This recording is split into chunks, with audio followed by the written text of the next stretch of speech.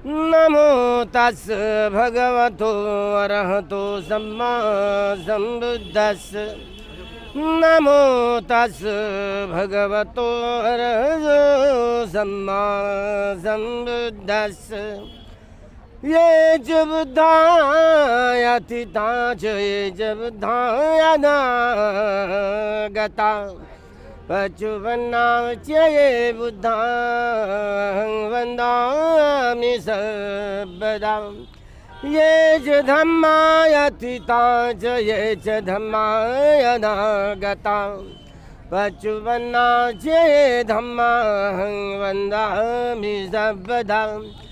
ये च संघायतिता च ये च संघायनागता पचुवन्ना च संघां वन्दामि सर्वदा।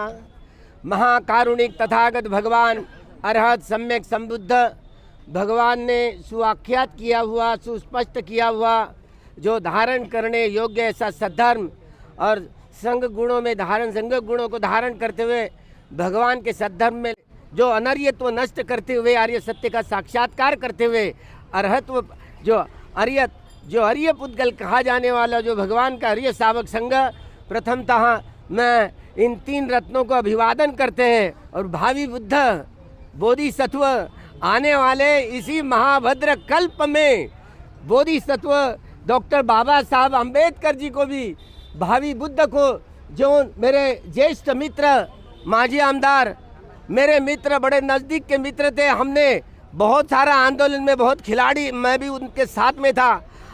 हमारी सूर्यकांता आई जी, उनको भी पता नहीं कि हमने क्या क्या नहीं किया। हम पैंथर थे, पैंथर के ज़माने में हम पैंथर ऐसे जेबी नहीं लिया करते थे, मुठ बांध करके। तो भलिया हम हमारे आंदोलन के सहकारी हमने खो दिया, एक पैंथर खो दिया, बाबा साहब का अनुयायी खो दिया। तभी हम लोगों ने तय किया था, मुझे याद है अच्छी तरह से, माता जी मैं आपको याद दिला रहा हूँ कि तभी हमने कहा था कि बाबा साहब का पुतला हम बोध गया में बिठाएंगे। तो मौका जैसे मैं इधर आया और सुना कि हो रहा है, तो जल्दी जल्दी हम आ गए। और वही स्मरण, वही स्मृति, वही बाकी बची है। हमारे ज्येष्ठ मित्र, हमारे पैंथर गंगाधर राव जी, जिन्होंने बाबा साहब ये बोधि, हम बार बार कहते कि बोधिसत्व इसी महाभद्र कल्प में जो आर्य मैत्रेय सम्यक संबुद्ध होने वाले, जो 16 असंख्य 1 लाख कल्प इतनी जीवन यात्राओं से गुजरते हुए आ रहे हैं, यहीं इसी बोधि वृक्ष कालुंग में नष्ट हो जाएगा ये पीपल का, और ये नागा बोधि वृक्ष बढ़ेगा। और इसी नागा बोधि वृक्ष में बाबा साहब अम्बेडकर जी आखिरी के जीवन में बुद्धत्व प्राप्त करेंगे।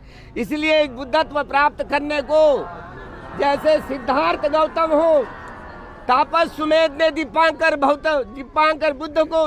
बुद्ध जी थे, उन्होंने जो अभिनिहार प्रक्रिया की थी और 3 बार प्रदक्षिणा की थी तापस सुमेध को, इसी तरह हम भी 3 बार बाबा साहब को प्रदक्षिणा करते हुए आने वाले सम्यक संबुद्ध को वंदन करते हैं। और यहाँ उनके जीवन काल में यहाँ 80,000 साल जीवन बिताने वाले, जीवन जीने वाले हैं।